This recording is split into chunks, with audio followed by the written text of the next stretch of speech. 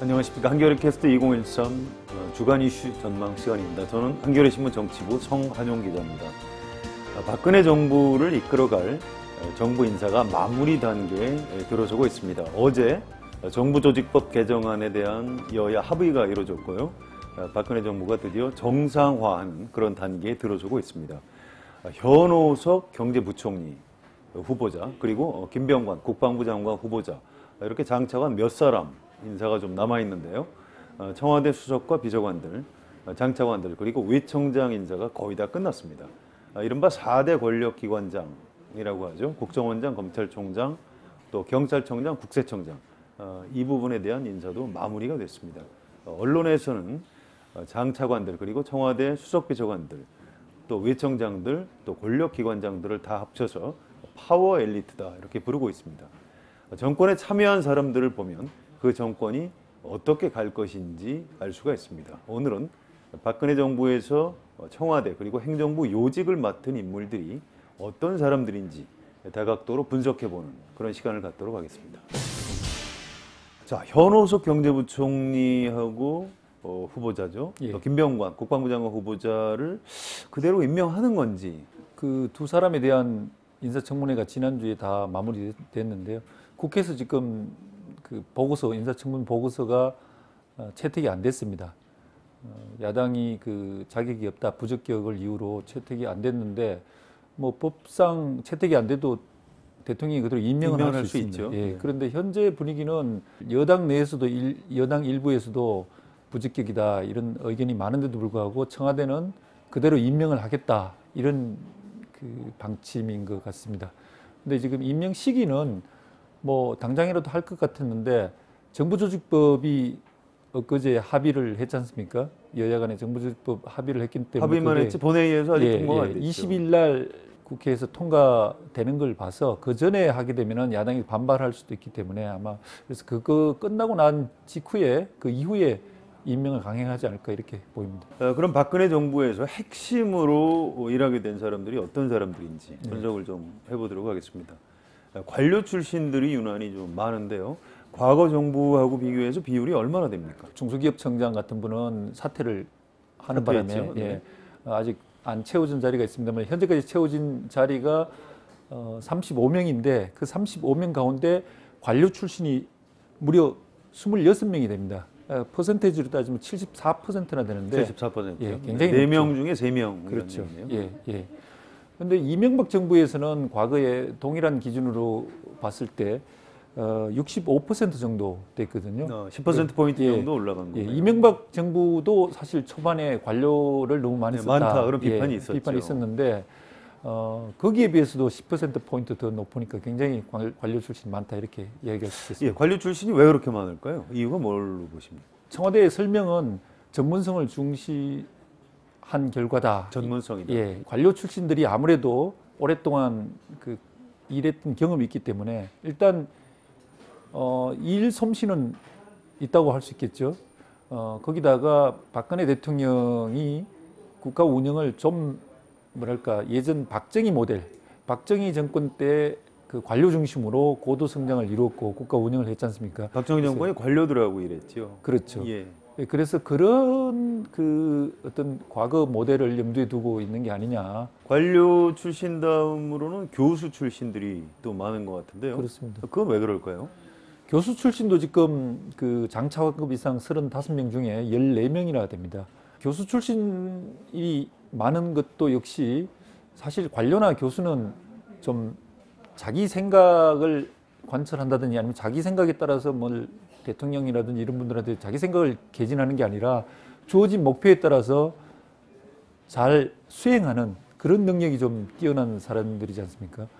그래서 그 교수 출신들도 보면은 이번에 들어갔던 분들 대부분이 그동안 이제 박근혜 대통령 그 대선 캠프에서 일했다든지 미래연구원에서 활동했던 분들, 저 박근혜 사람들이죠. 내리는 과업을 잘 수행할 수 있는 이런 분들이 좀 어떻게 보면 교수들 중에서도 좀 고분고분한다든지 이런 분들이 좀 주로 많이 들어가서 같은 관료를 많이 쓰는 거하고 같은 맥락으로 이렇게 보입니다. 같은 맥락이죠. 예, 또 특징 중에 하나가 정치인들이 별로 없다는 것인데요. 과거에 이제 김영삼 정부에서 보면 내각에 정치인 출신들이 한 6명 정도 임명이 됐고요. 김대중 정부에서는 김대중, 김종필 공동정부였기 때문에 그런지 몰라도 17명 중에 그렇죠. 굉장히 많았죠. 12명이 정치인 출신들이었습니다. 노무현 정부에서도 처음엔 정치인들을 잘 쓰지 않았는데요. 나중에 열린우리당 실세 정치인들을 장관으로 많이 임명을 그렇죠. 했죠. 예. 자, 그런데 이번에 그 내각에 발탁된 정치인들은 주로 어떤 사람들입니까? 새누리당에서 추천한 사람은 없는 것 같은데요. 형식상으로는 새누리당 그 당적을 갖고 있는 분들이 몇 있죠. 대표적인 게 진영 네, 보건복지부 진영 장관하고 네. 유정복 안전행정부 장관. 그 두 분은 현역 의원이죠. 예. 조윤선 전 의원인데 조윤선 그 여성부 장관. 예. 이렇게 세 분이 정치인들 출신인데 이분들은 그 소속은 새누리당 소속이지만은 새누리당에서 어떻게 추천한 그런 케이스가 아니라 박근혜 대통령의 사람들, 박근혜 대통령이 그동안 가장 최측근들 가까이 있었던 사람들 중에 어떻게 보면은 고생도 했고 또 뭐 일 능력도 있고 이렇게 해서 개인적으로 박근혜 대통령이 선택을 해서 네. 장관에 임명한 그런 케이스로 당하고의 연관성은 없는 셈이죠. 새누리당 사람이 아니고 박근혜의 사람들이다. 그렇죠. 이렇게 정리할 수 있겠네요. 자, 출신 지역별로 박근혜 정부 파워 엘리트를 분류를 해보면 어떻게 됩니까? 지역별로 서울, 경기 등 수도권이 수도권이 대거 제일 역전을 많았습니다. 했죠. 네네. 그 수도권이 전체 약 33% 정도 돼 있고요. 30명이고 그 다음 많은 게 이제 영남 네. 29명이나 되고 호남은 16명. 네. 호남이 아주 적은 편이죠. 호남이 적고 그래서 수도권이 제일 많았습니다. 수도권 사람들을 많이 쓰는 특별한 이유가 있을까요? 일부러 수도권 출신을 고른 것 같지는 않고요. 어떻게 보면은 전혀 지역에 대한 배려라든지 고려 이런 걸 안 한 결과로 나타난 것으로 이렇게 보이는데 그 대표적인 예가 보면은 몇 가지 있는 것 같습니다. 우선 장관들 그 국무위원들 중에 서울 고등학교 동창 같은 반 출신들이 무려 3명이나 됩니다. 누구 어떤 사람들입니까? 그 서성환 국토교통부 장관하고요. 방한함 노동부 장관, 네네 고용노동부 장관, 유진용 문화체육부 네. 장관 이 세 분이 고등학교 동문일 뿐만 아니라 3학년 때 같은 반에서 네. 공부했던 그런 사람들인데 사실은 뭐 이거 유례가 없는 그 정도로 어떻게 보면은 학교라든지 지역이라든지 이런 것들을 전혀 고려하지 않은 그런 결과로 보입니다. 또 하나는 청와대 민정 라인 같은 경우도 이게 어떻게 보면 지역적으로 견제도 필요하고 이러는데 곽상도 수석 민정수석이 대구 사람이고 그 밑에 공직기관 비서관이라든지 이런 비서관들에서 거기도 그 민정 라인이 TK 라인으로 네. TK 사람으로 다 채워진 거라든지 이런 거 볼 때 어떻게 그 인사에서 중요한 게 배려, 안배 이런 건데 전혀 하지 않은 결과로 인해서 수도권이 많다. 예, 이른바 그 4대 권력기관장 인사도 마무리가 됐는데요. 오늘 남재준 국정원장 후보자 인사 청문회가 있었죠. 네.